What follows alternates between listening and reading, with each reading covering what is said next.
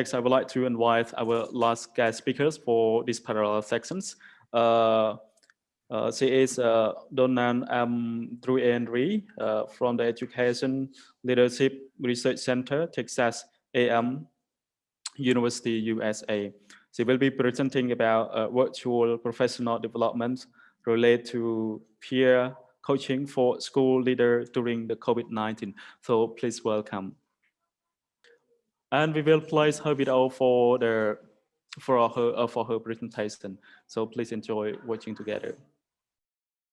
My name is Donna Druery, and I am a PhD candidate at Texas A&M University. I am so pleased to join you at this conference. This presentation is entitled Virtual Professional Development Related to Peer Coaching for School Leaders During COVID-19. My name again is Donna Druery. My co-presenters who won't be here today but who have worked on this project include Roya Pashmaruz, Beverly Irby, Nariman El-Jahari, Dr. Fuwei Tong, Dr. Raphael Lara. Thank you again for this invitation. So I want to give you some information about this study. It was a mixed method study, and it was derived from accelerated preparation of leaders for underserved schools, or A+, building instructional capacity to impact learners grant. And it was from the U.S. Department of Education supporting effective educator development, or our SEED program.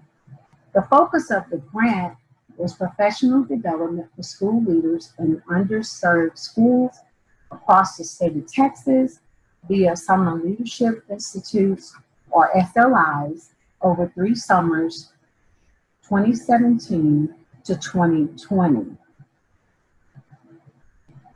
So one of the SEED grants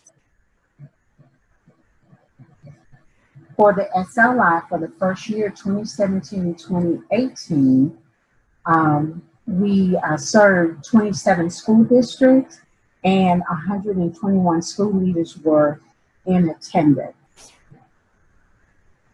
During year 2, 2018-2019, we shared or served 22 campuses, 1 district administration team total, and we had 116 participants in attendance.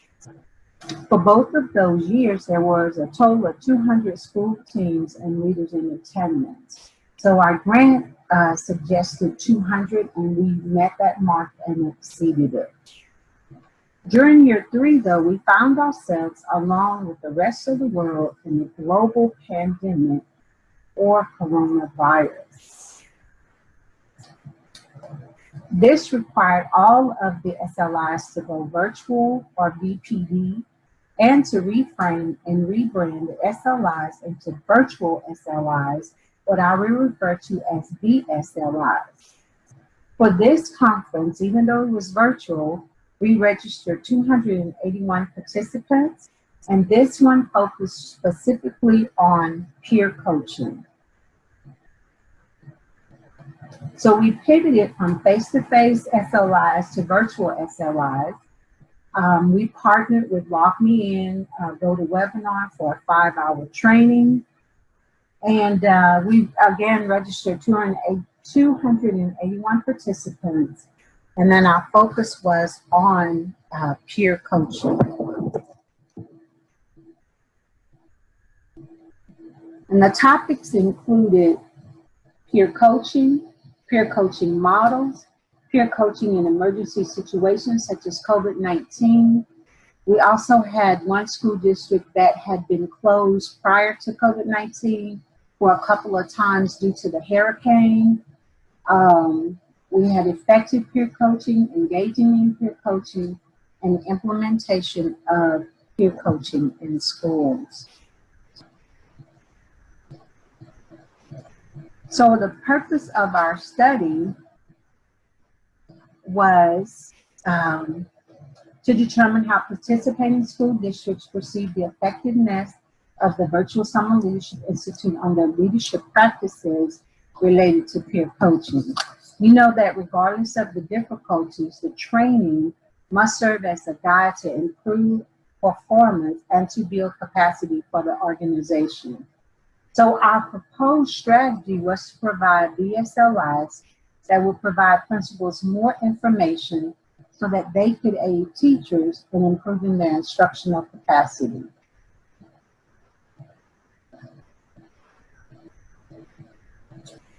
Our proposed intervention was to improve the school leaders' capacity, of course, via the professional development.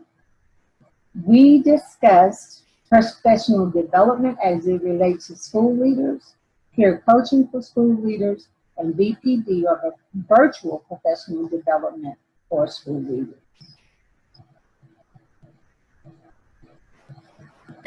Our best practices.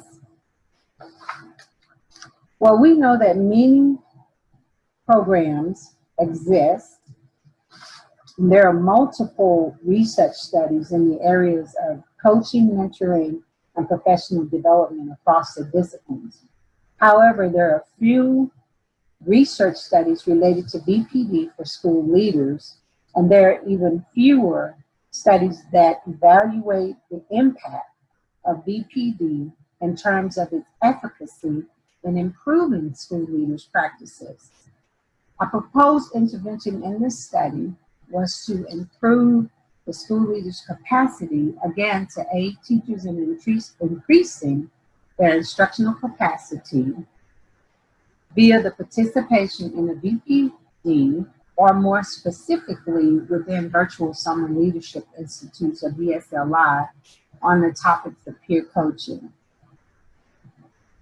So we wanted to allow practicing school leaders to share leadership, research, and resources, which of course leads to collaboration with other school leaders.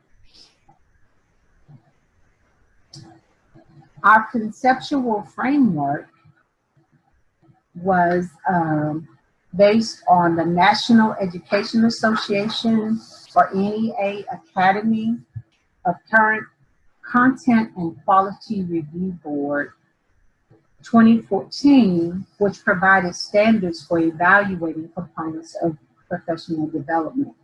Now, these standards cover a number of areas, including design, interactivity, support, and demonstration of participant learning.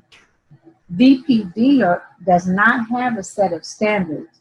However, based on our innovations with VPD and our research, we began our conceptual framework with additional major components, which are not yet a set of standards currently, but they include the time of offering, engagement, how do we determine the engaged, or if our audience is engaged, how much time the participants spend online, what kind of content to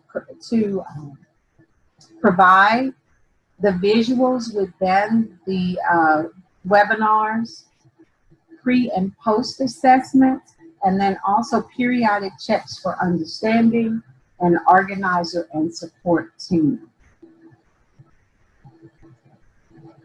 So this is a visual of the conceptual framework. It is, of course, the top pyramid is the leadership development that we are providing for school leaders, and then the different ways in which we provide those types of leadership. And in this one, we focused again on peer coaching within the leadership model. So we talk about our research question, and we said, how do practicing school leaders perceive the effectiveness of the Virtual Summer Leadership Institutes on their leadership practices related to peer coaching? When we talk about our method and our context, we talk about the high needs campus. Who was included? It would be the high need campuses with high populations of English language learners. The campuses had economically challenged students. The teachers or leaders had 5 years or less of experience at 3%. 20.5% had 6 to 10 years experience, and 76.5% had more than 11 years of experience. The majority of the leaders identified as female, 84.37%. 21.3% identified as African American, over 50% as white. Hispanic was almost 20%, and Asian identified as 3%. So these were the participants who actively participated in the webinar. Within our instruments, as we stated, we did the pre-questionnaire and post-questions. So within the pre-questionnaire, we had 3 sections that we had the participants to complete. And this was demographic information, where we just asked them about themselves. We had their interest in the training, how were they interested in coaching, peer coaching, and then how experienced or familiar they were in peer coaching. In the post-questionnaire, we had 4 sections, and we wanted to know how effective the Virtual Summer Leadership Institute delivery was. We wanted to know the evaluation of overall effectiveness of the VSLI, and we asked that on a 5-point Likert scale. We also included 3 open-ended questions as well. And we asked the quality of feedback and reflective dialogue.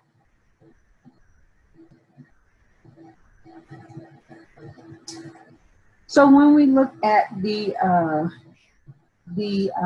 5 areas of quantitative analysis, we present that first in peer coaching, familiarity, coaching techniques, peer coaching techniques, quality of feedback, and reflective dialogue. As you can see, the numbers increase before the blue is pre-questions and then the post-questions. So you can see that there was a pretty significant difference in some of the training. And of course, the participants' rating increased after the VSLI in each one of those 5 areas. In fact, most of the participants, or 70%, confirmed that they became more familiar with peer coaching after VSLI. And they also reported favorably in developing their skills regarding the techniques of peer coaching as a result of VSLI. And then 76% of the participants felt confident in gaining skills to provide high quality feedback during peer coaching. And we do have all of the questions and the information in the forthcoming article, and we can make that article available once it is published. When we talk about the results of the qualitative findings, we talk about the how the participants felt more equipped with highly useful leadership skills and knowledge for impacting schools and the programs that serve a large number of English learners and economically challenged students. So we saw that there were 3 major things and then 3 sub-things. So the major things, of course, were intriguing topics, focused content, opportunities to reflect. And then the sub-things that the participant talks about were the peer coaching techniques, leadership support, instructional practices. It was suitable to their level of experience, consistent with the description, whether or not it was useful to their work, reflective modules, and resources for further use.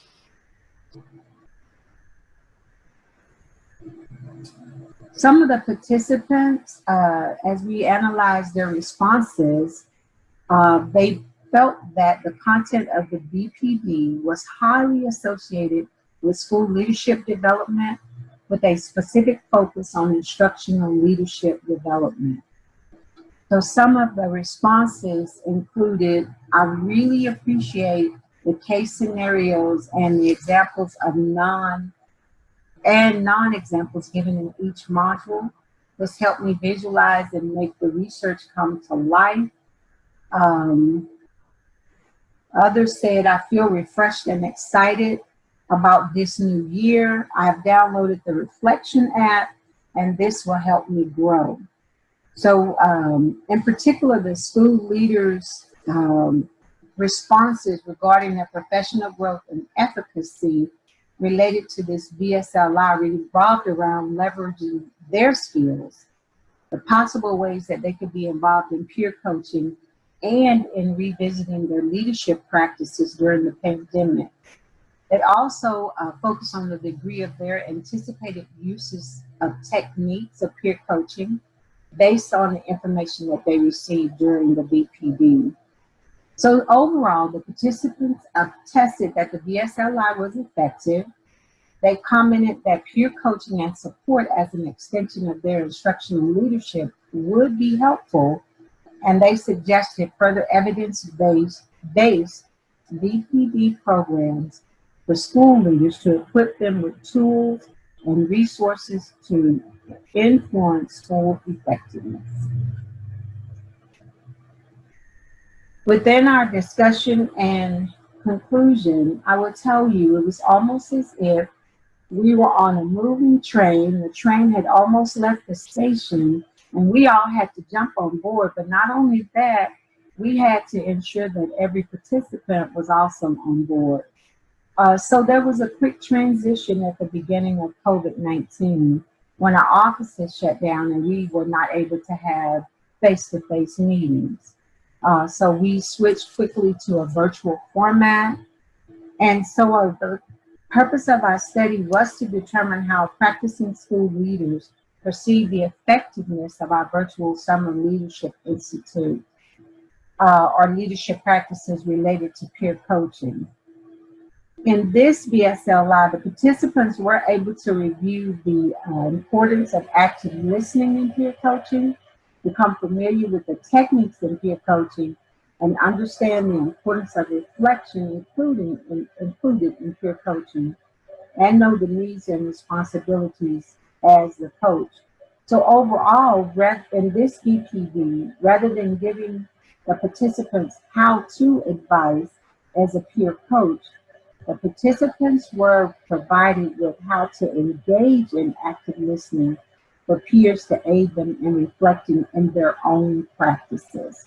And that was important within that.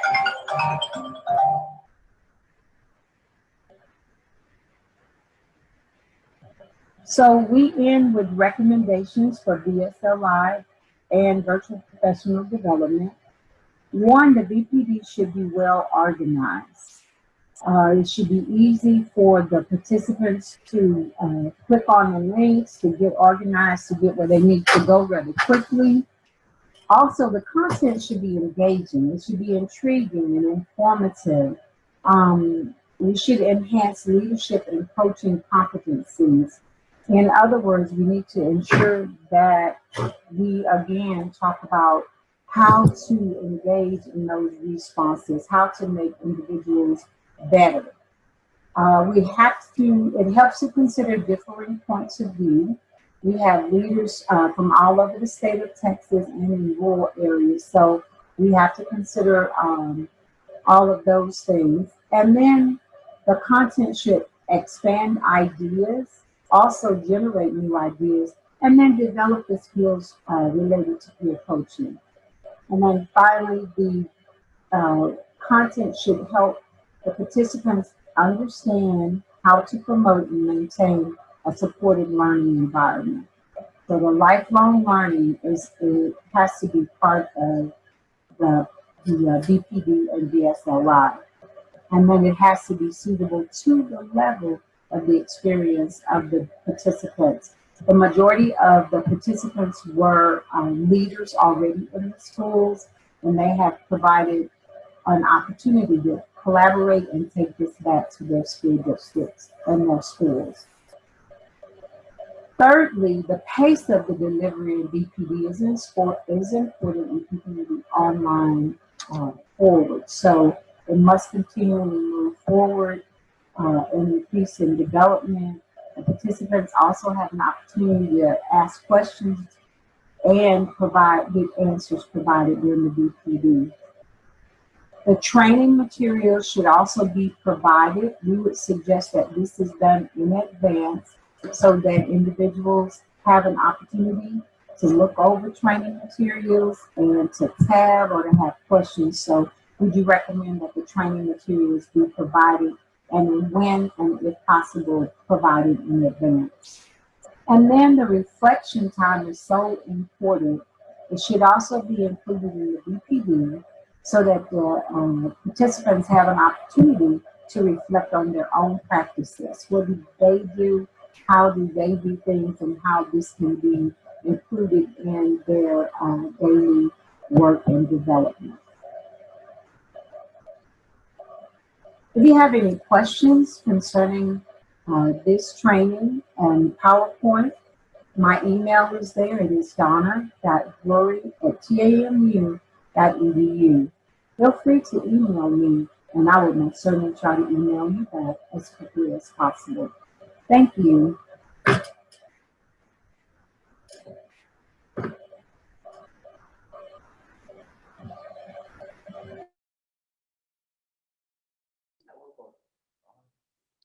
Thank you so much for your insightful presentation. So next it is the time for question and answer. So we got one question from our participant, and the question is: during and after this research, what is the high energy and low energy for you? Because it is quite challenges in Cambodia context. So when they talk about high energy and low energy, I think the length of the, if it's what I believe they're referring to, we made sure that the virtual professional development was short. So I think it was about 5 hours, and having multiple speakers kind of increases the energy because different people bring their own energy to the situation or to their presentation. But I think part of that is making sure that it is a shorter length in presentation so that the individuals don't just lose all energy, especially when it's only one person that's presenting. So I hope that I answered that question, if it's what I think you mean. If not, you feel free to clarify.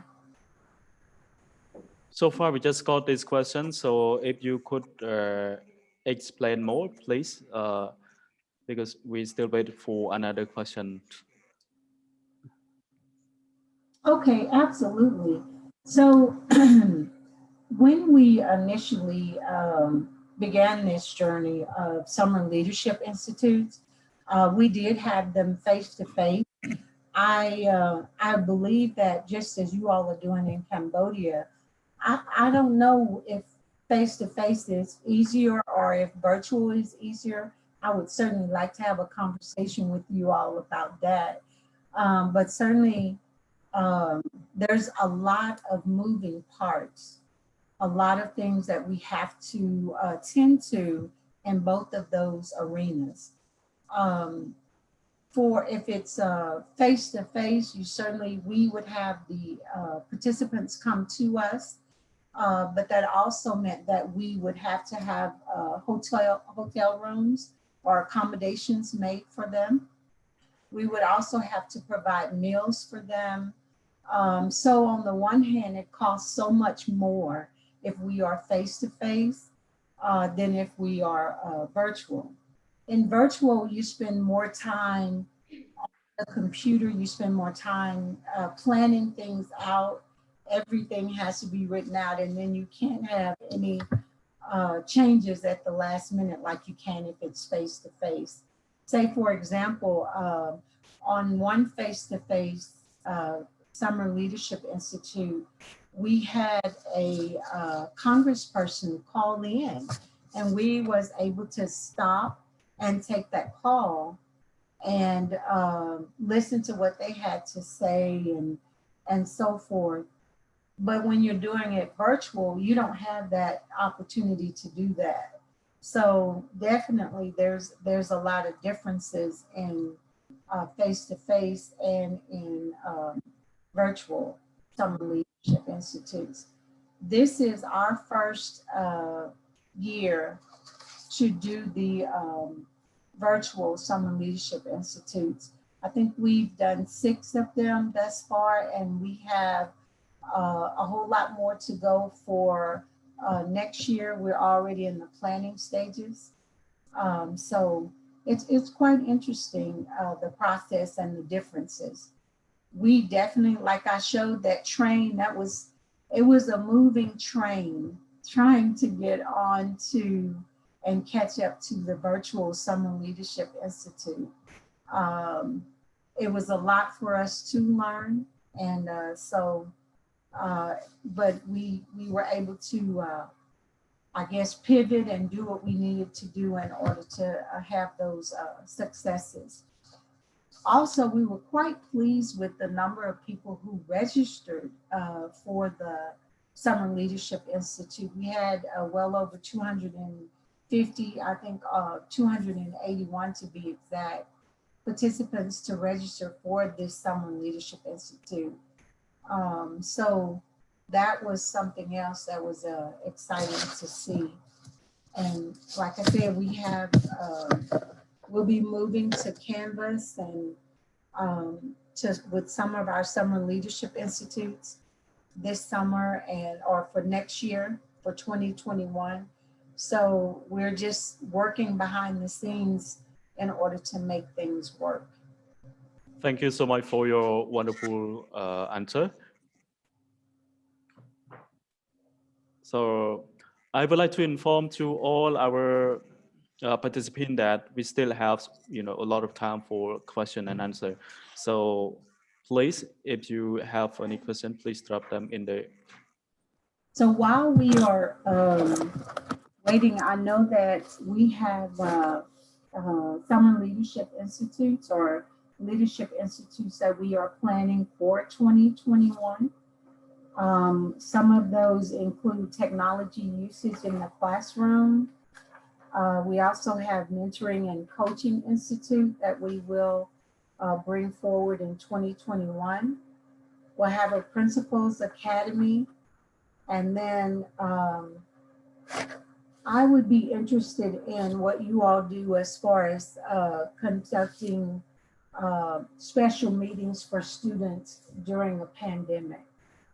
So we have the review and dismissal, excuse me, meetings for students who have special needs.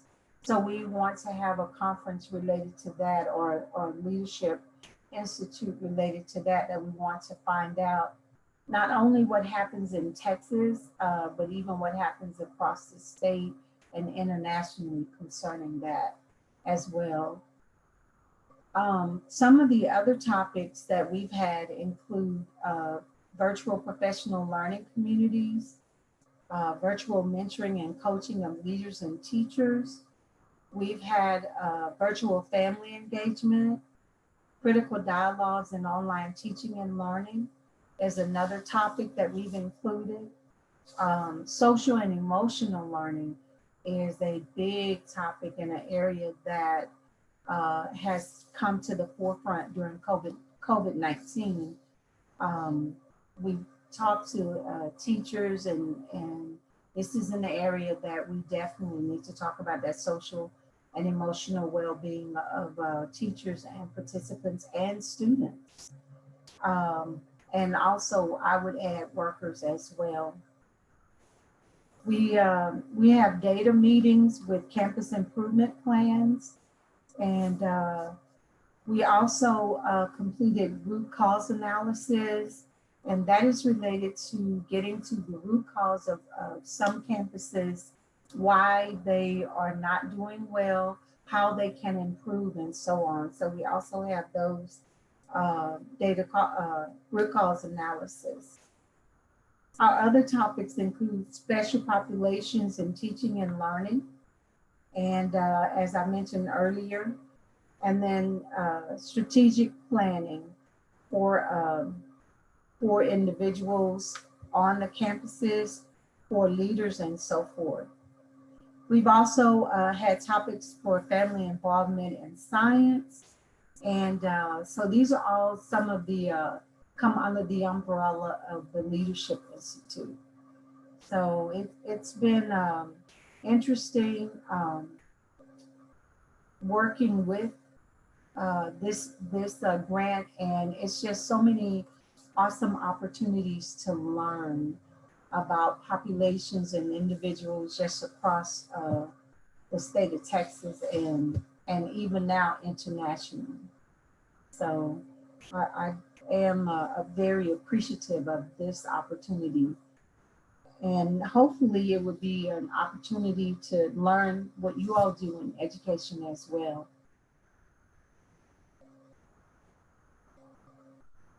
Thank you. So we got some more questions from our participants. So Okay. our next question is from Dr. Jennifer McMahon. So her question is, did you have the same levels of participation among school leaders once you moved to the to virtual? So this is her question. Thank you, Jennifer. We actually was able to increase the number of participants when we moved to virtual learning and virtual professional development. And the reason I think it was is because we had a limited number of rooms when we did face-to-face.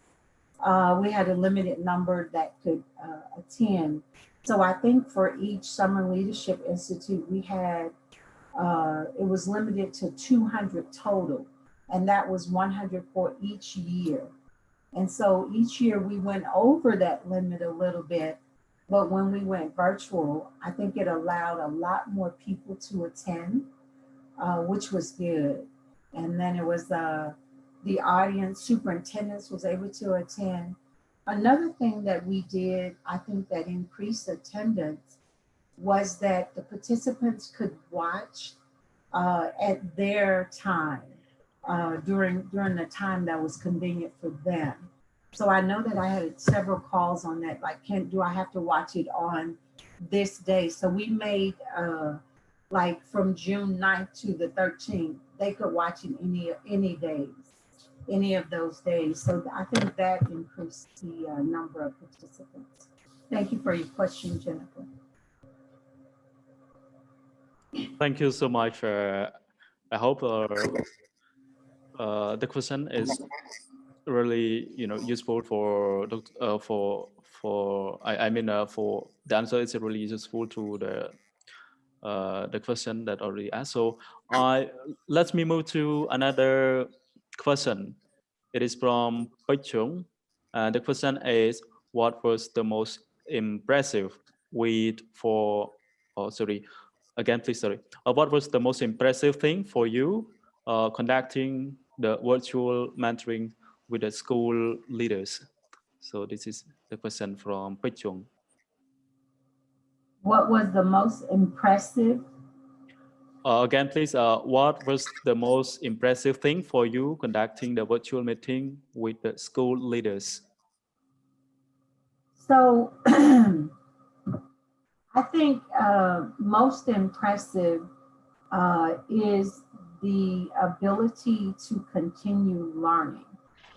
That the school leaders, even though they may be at the top of the ladder in their school, it may be the principal, it may be the superintendent, but that they are still wanting to learn, that they are still connected to things that are going on in the field, that it is a lifelong learning process for them. And the fact that none of us know everything. So it's always important to try to learn other things and try to engage other individuals. And I think, and to meet different individuals and to meet new people, that helps because we can all learn something from one another. So I think that's most impressive, is that opportunity to learn and to engage with other leaders throughout this process. Thank you. So now we still wait for another question. All participants, I would like to inform to all of you that because we still have much time for these sections. So if you have any question, please drop them in the box chat. I will say something about the conceptual framework as we work. There's, as noted, there aren't any, or we have not been able to locate any set standards related to virtual professional development. We have some recommendations from different individuals, and I believe we have the National Education Association standards that was designed in 2014 that we also utilize, but they only have 4 areas that are discussed concerning virtual professional development, and that is related to design, interactivity, support, and demonstration of participant learning. So there are more outcomes of the virtual professional development. They don't talk about how to design it, what to do to go into the work that, for example, you all are doing in Cambodia.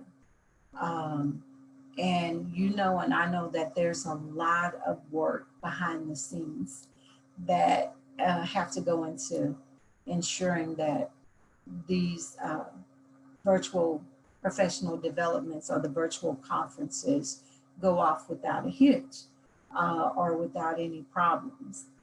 So that's why we offer more information concerning when these virtual professional development should be offered. Like, the time is so important, whether or not the individuals have like a length of time to view the videos, to view the SLIs, whether or not it's live or recorded for later use.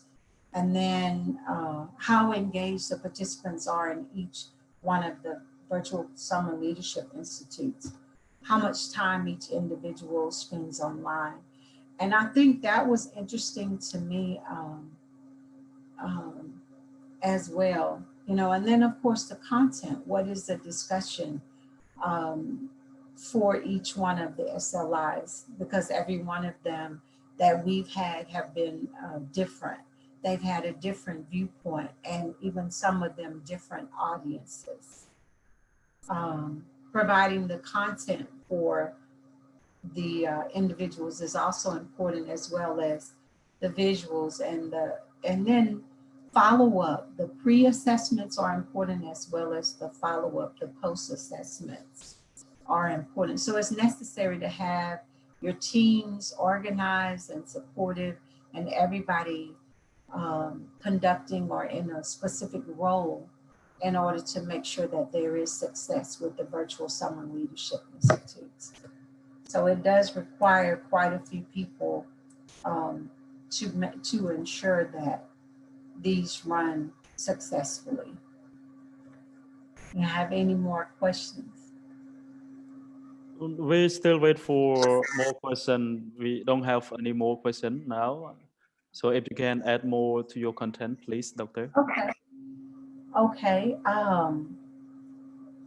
So let's see. I was thinking about as we discussed the professional development for school leaders.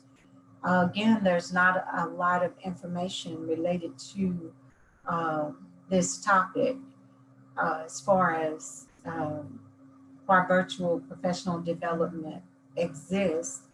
And then only a few of the researchers have evaluated or studied this area or the influence of considering professional development for K through 12 principals. And then even fewer researchers have evaluated evidence-based professional development for building the principal's leadership capacity. So that's, I think, more of why we wanted to do one of these studies, is to see what else is out there. What else are people including the information that they are and how they are working with building the principal's leadership capacity. In order for the principal to grow, they of course need to ensure that they have continuing education. And so that's one of the areas that we're trying to provide. I think we talk about Miller, Goddard, and et al.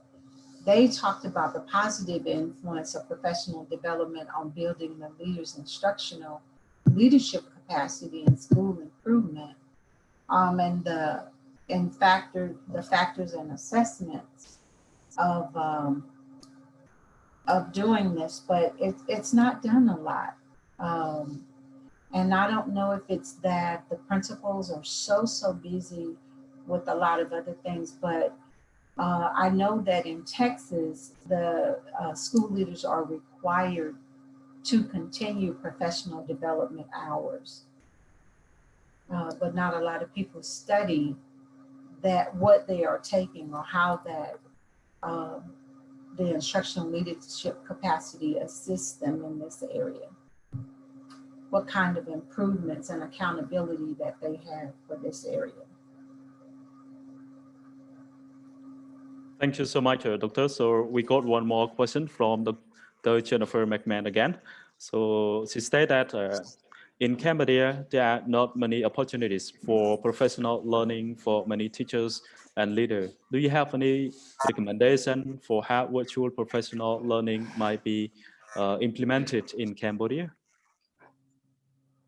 So definitely reach out to us, and I would be happy to share some information. I would like to know more also about what is required for teachers in Cambodia. I would be glad to share some of the information, and also to make available when we have the virtual summer leadership institutes, as we get those ready for 2021. I would be happy to share those with leaders there, school leaders there. That would be an excellent opportunity. So for sure, we want to, I think if she will send her email information, I will certainly reach out to her on that and follow up. And that's for any of the participants as well.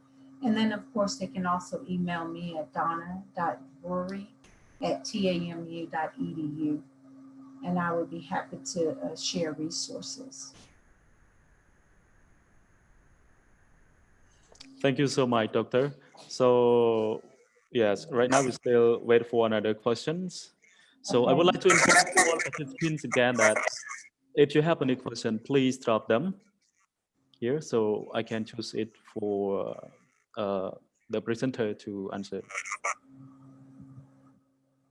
Now, I will tell you that initially I think I was told that the presentation would be 30 minutes. So I was trying so hard to make sure that in that time. And so it was today that they said, oh, by the way, it's 1 hour. I was like, oh my gosh, that is quite interesting to me. But we do have, I believe Dr. Desmarais talked about the MOOCs, the massive open online access that we have with all of our courses. And those, of course, will be available and we can make those available internationally. A lot of them are available already, and certainly we want to have the opportunity to provide those and share those with you all as well. Thank you. So we got another question from Miss Thierry, and her question is, do you think virtual professional learning will be still practiced after pandemic? Why or why not? Would you repeat that, please? Okay, please. Her question is, do you think virtual professional learning will be still practical after pandemic? Why or why not? You know, I think it will still be available. I think people have, I'm just thinking about all the metaphors that fit in the United States, but I think that that people will still find them useful to complete, useful to participate in. I think it is the ease of participation for the participant. So yes, in answer to your question, yes, I believe that it will still be useful. The problem is that everything is virtual right now. Every meeting is of course virtual, and but it is the ease of going online and meeting with other people. We can't travel right now.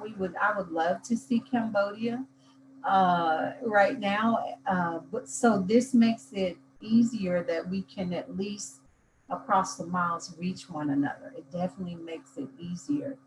So yes, I think it will continue after, just because of the convenience. Thank you so much, Doctor, for your wonderful answers. So I would like to move to our next question from Mr. Manet Kong. His question is he stated that providing virtual professional development to school leaders are important during the pandemic. How can you assess the effectiveness of program? Because following up the school principals after training is crucial. So we do a post-assessment. We do a pre-assessment to ask what they know about a topic and to gain background information, I guess. And then we do a post-assessment afterwards to see if it was, if the information was, I'm trying to find my information, but if it was something that they found intriguing, if the content met their needs, if it was suitable to their level of experience, and so on. So we do rely on the participants to let us know, to tell us, to answer the post observation, or we do ask for them to answer it. We do provide them opportunities to reflect on it and to reflect on their learning in the post questionnaire. So one of the questions we ask them is, how effective is the delivery? Or if they can give us information. We also include open-ended questions for them. And so we try to get to the root of the information and to see if they can tell us what they found most effective within the VSLI. Thank you so much, Doctor. So we still have some time left for question and answer, but since because it seemed like so long, we can send for you because you plan only 30 minutes, but because it's 1 hour section. So I would like to inform to all participants that maybe in this section we have something just to finish her presentation now. and we can take a group picture together. So I think that would be great. So everyone, I would like to inform you that please turn on your camera so we can take a photo together. Okay, so everyone is ready. So let me count from 1 to 3. Okay. So 1, 2, 3. Smile.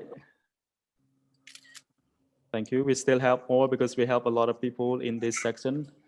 So, and I also would like to say thanks so much to Dr.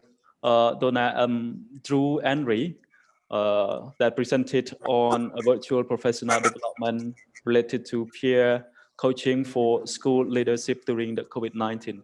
So we really appreciate your time and thank you so much.